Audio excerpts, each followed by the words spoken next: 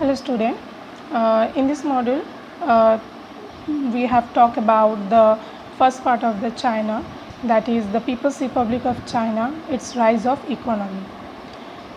This portion comes under the chapter New Centers of Power in the unit of nation.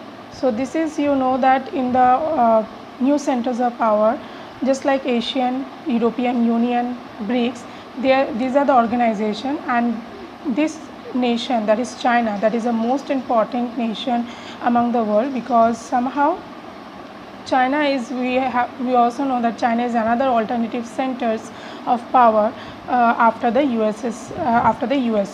So let's start with our topic. In this module or in this video, we have to know about the rise of its economic, how PRC take births, or how the PRC that was established, and after that what's their economical model, some changes of its economical policy during the 1970s, and some kind of reforms what they taken during the time of changement of economic policy. So let's start with our topic. That is, first we have to know little bit about the about the PRC, that is the People's Republic of China. We have to know a little bit about its previous version of economical policy, then we have to go towards the other topic. So let's start with that. People's Republic China, that is PRC, this came into being after the Communist Revolution of 1949 under the leadership of Mao. So you all know that China previously it was the part of the USSR, and it's always believe in the communism and the socialism policies. So the PRC that was come into after so many communist revolutions, and in the year 1949 under the leadership of Mao. So Mao, in that timing, the leader of the PRC that timing was Mao, and under its leadership he was created for PRC after the communist revolution, that is in 1949. During that time, since 1978, China in economics position that was very much give a success, and it's come as a great power in front of the country. So from 1949 and after, since 1978 till now, we can say that China is that nation which is very powerful, and we can say it's as a alternative nations in front of the world after the US, and its economical power is very much take a fast rapid growth due to its technologies and the policies. For that reason, it was known as the fastest growing economic policy after the reforms, and makes it as a driver of the East Asia. So you all know that in the model of the Asian, you all get an idea about that in the throughout the world, all the East Asian countries, they try to make and collaborate and try to collaborate with the competition of the market economy, and for that reason they try to establish their organization in before the competition. So for similarly, this nation China also wanted this kind of things, and that for that reason somehow we can say that the China it's with its fastest growing economic policy, it's come after reforms of its economical policy, and it's also known as in the East Asian countries, among the East Asian countries, China is that nation which somehow is increased its economical growth in a very rapid way. For that reason, China is known as the engine, known as the driver of the East Asian nation, because East Asian nations are developed with the development of the Chinese policy.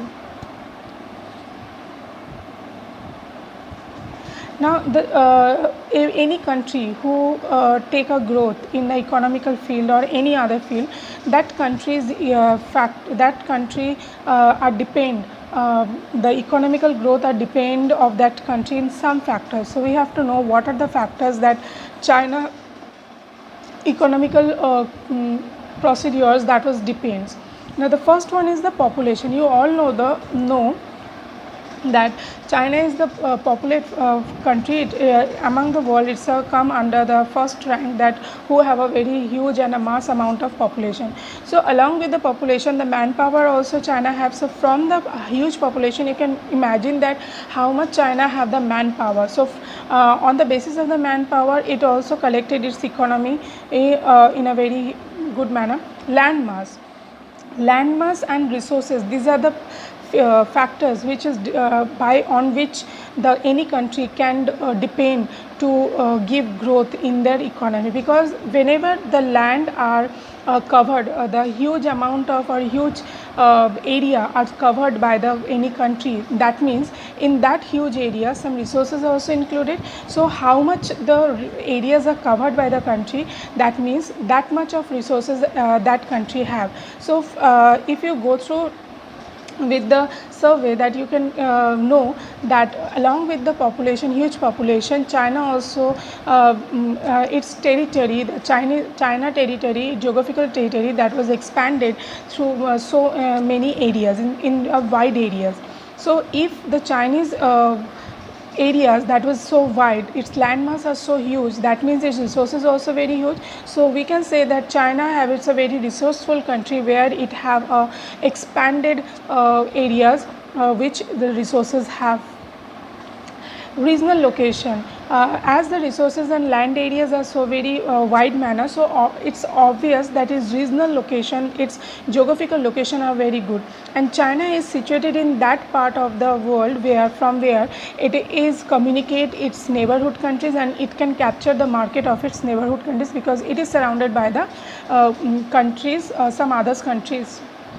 As well as a Chinese, in this video previously you will understand that the Chinese political influence is very high, just like a USA. For that reason, the Chinese somehow is capturing its economical market throughout the world with its political association or influence, with its economical influence. So these are some factors which is very much necessary for any particular country to give a growth or to increase or improve their economical areas.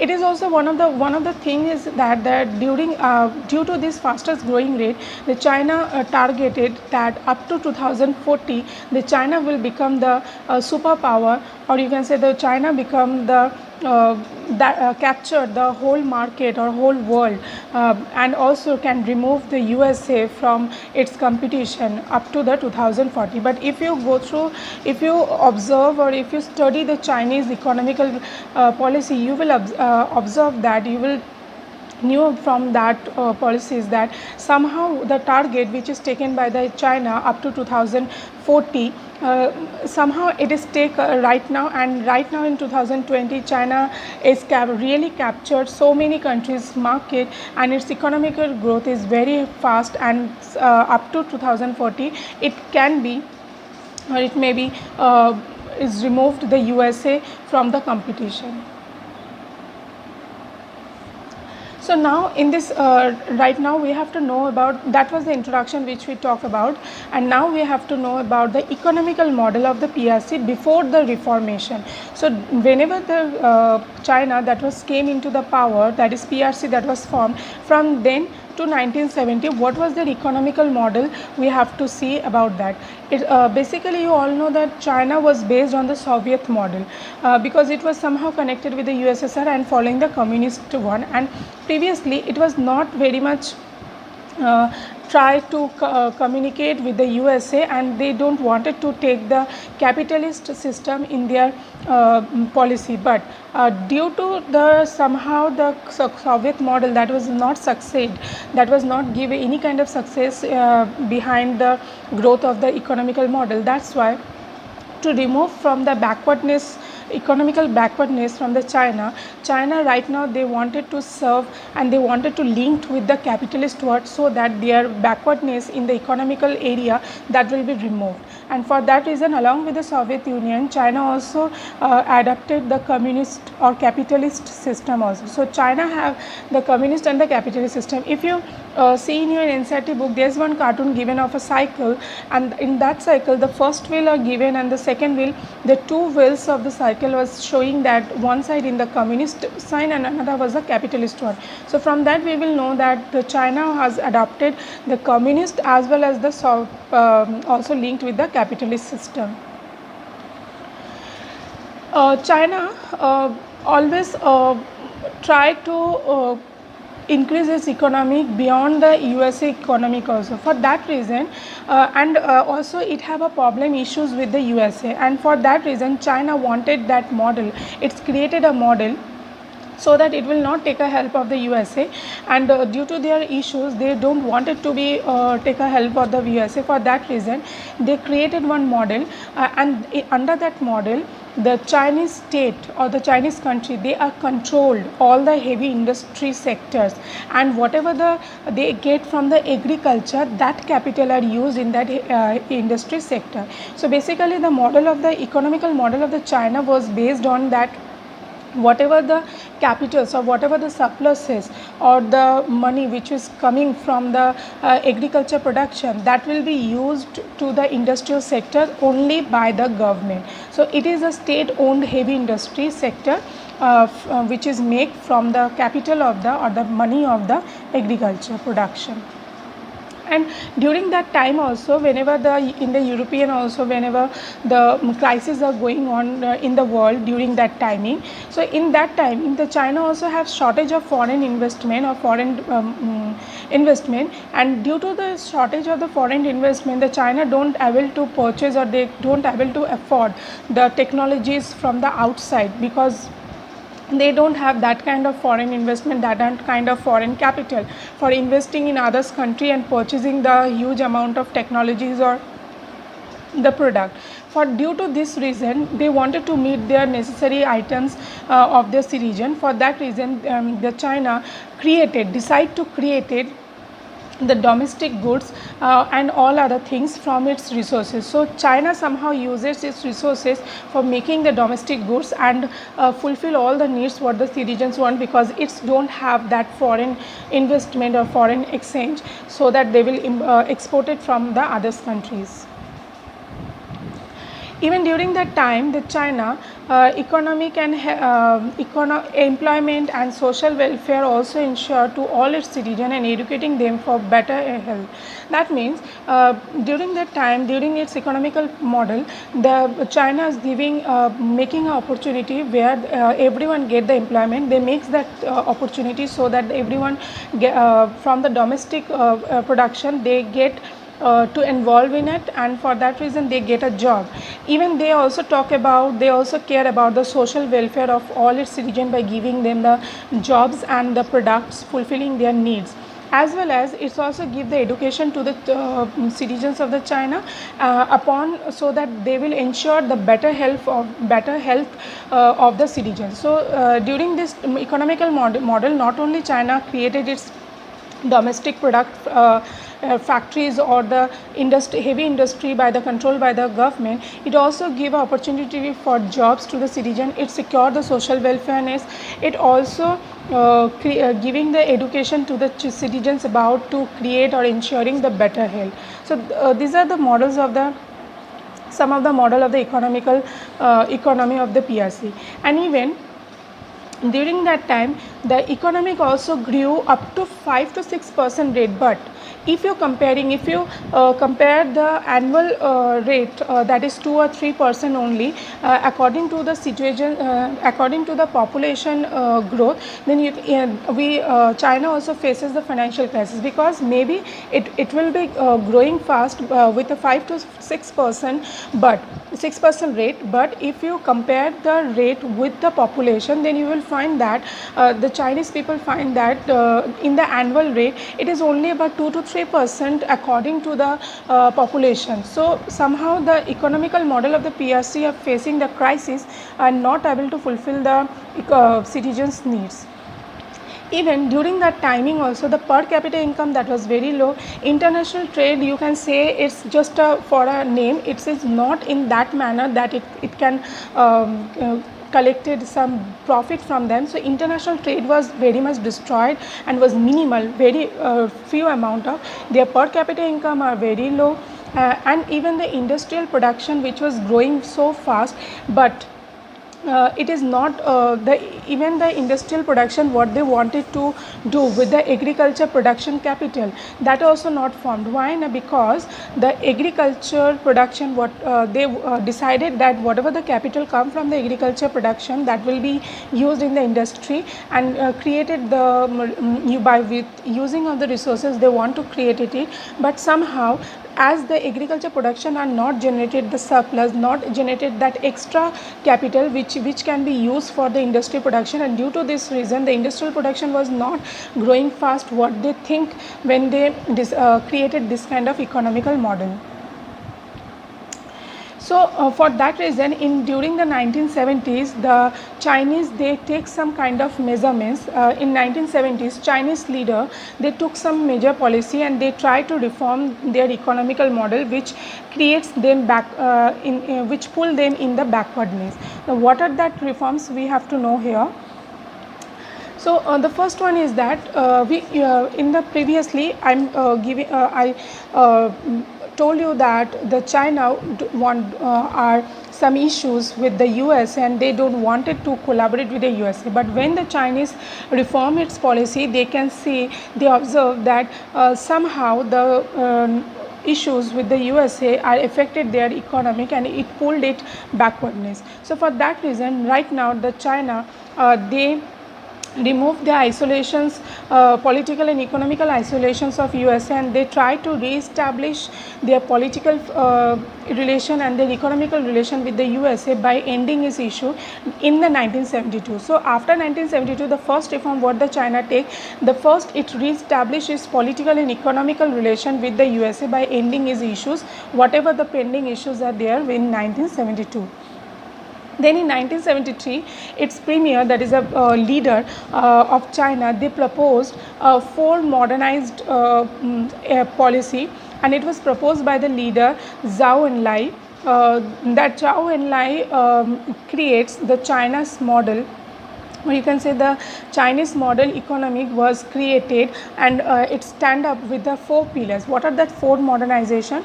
First is talk about the agriculture, means Chinese right now, the Chinese people or the leader of the China, they are give importance to the towards agriculture field.